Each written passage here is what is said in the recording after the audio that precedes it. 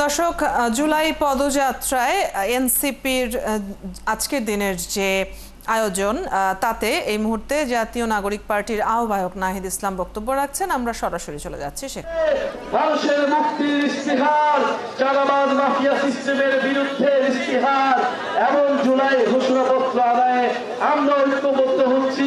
বাগেরহাট পাশে আসবে স্লোগান হবে